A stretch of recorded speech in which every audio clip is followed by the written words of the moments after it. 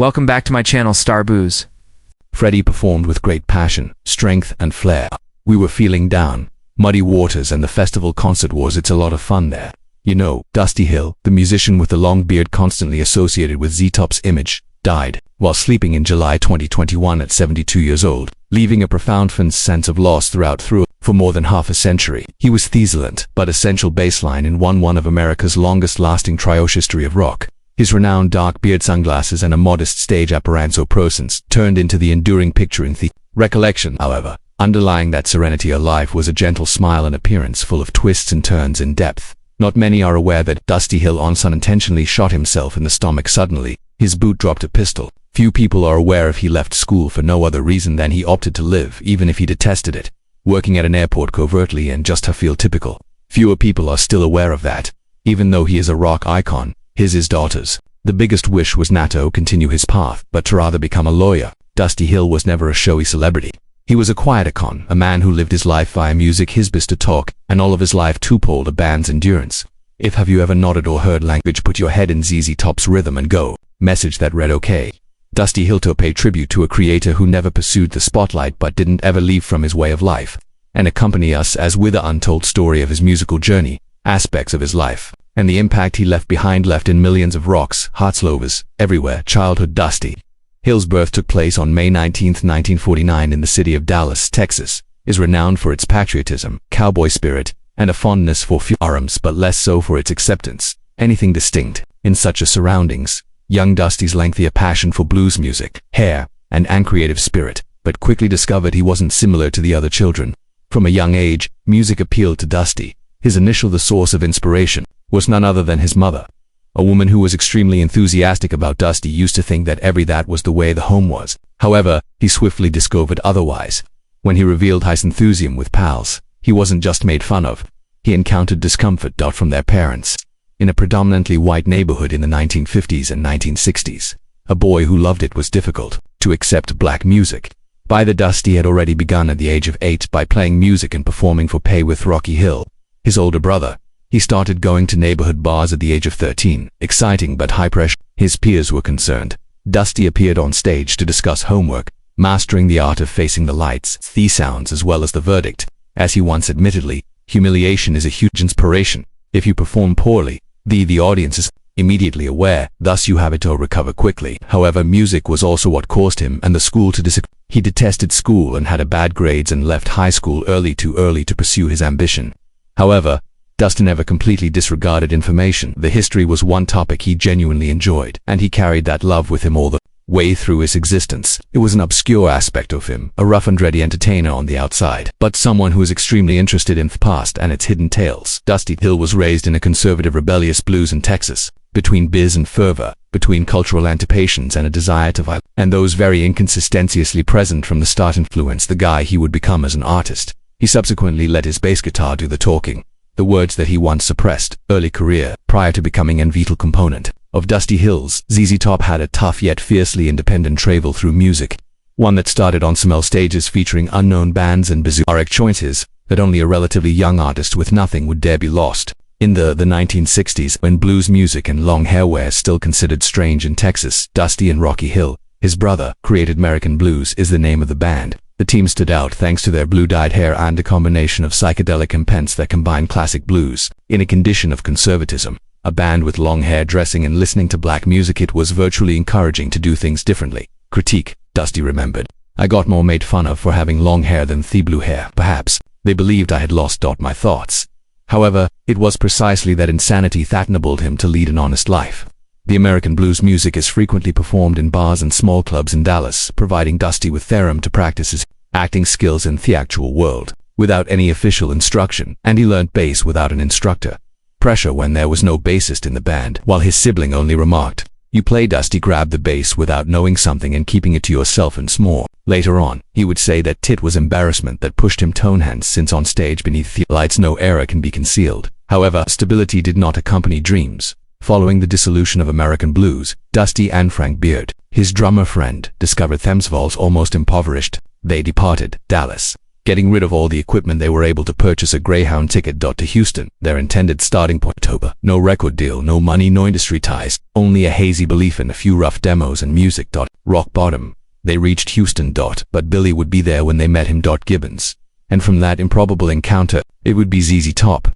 During this time, even if it didn't yield any successful recordings or iconic albums, established the groundwork for Dusty's distinctive look, rough, inconspicuous, and indispensable. His early career was not an abrupt story, notoriety, but a rough path where, and despite not being born to shine, the artist carved finding a spot for himself by just not giving up.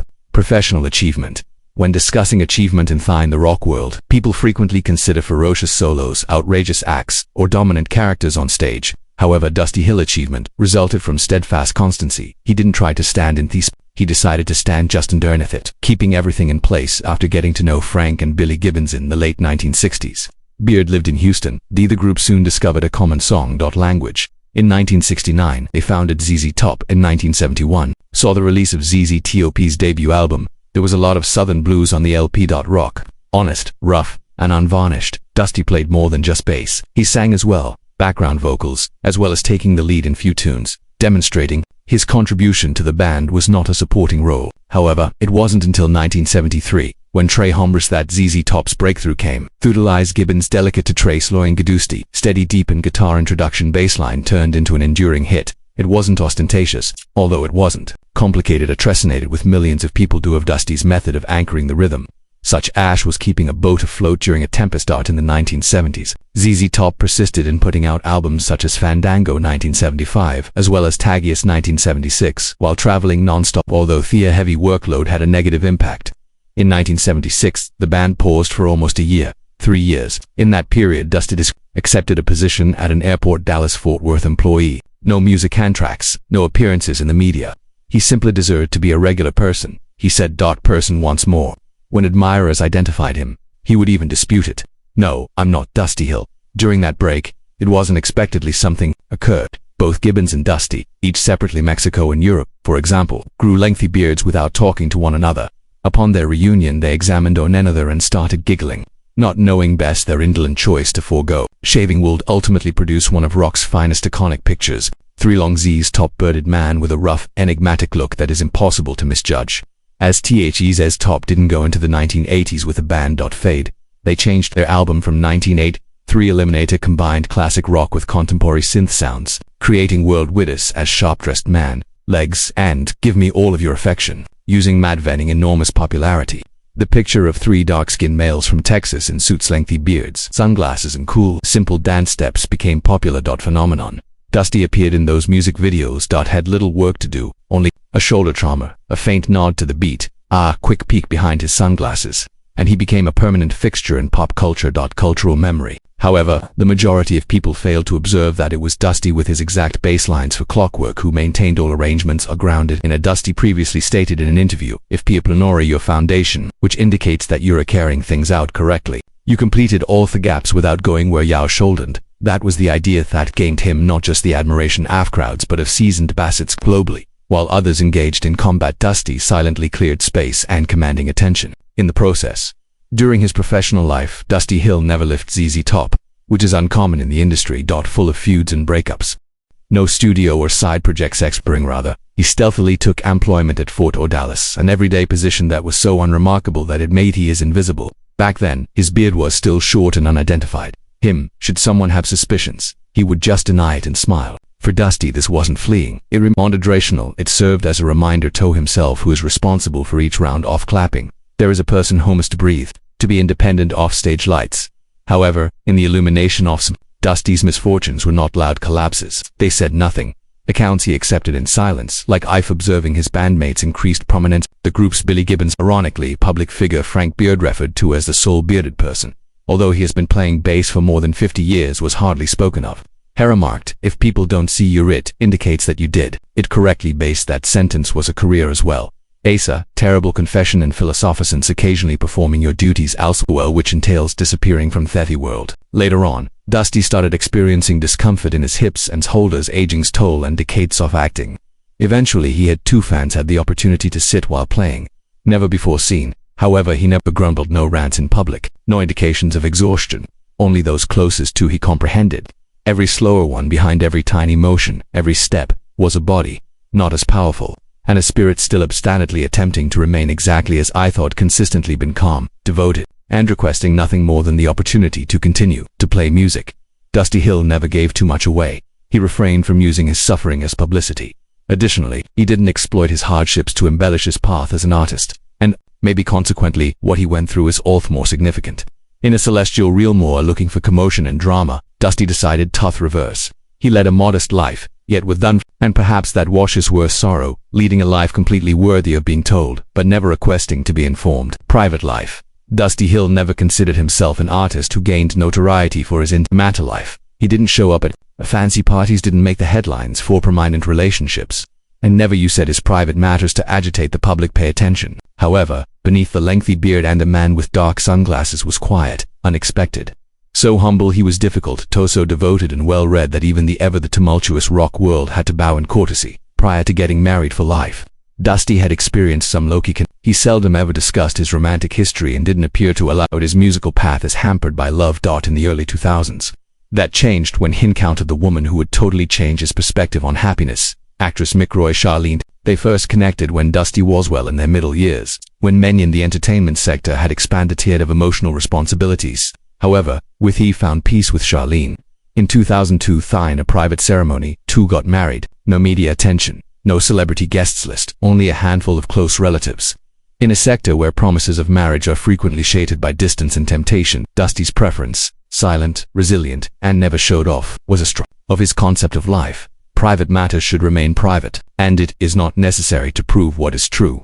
Dusty and Charlene shared a home together, quiet existence in Houston, Texas. They never relocated to New York or California, locations crowded with famous people, and steered clear of the fame circuits and reality TV. In few interviews, Dusty discussed his salantly proud wife as though she weren't not only his companion, but the custodian of the he wished to safeguard the human aspect of himself prior to becoming an artist. Dusty had a Charity Hill. A daughter is not alike her father, a musician, but someone Yuho made a very different decision, becoming an attorney.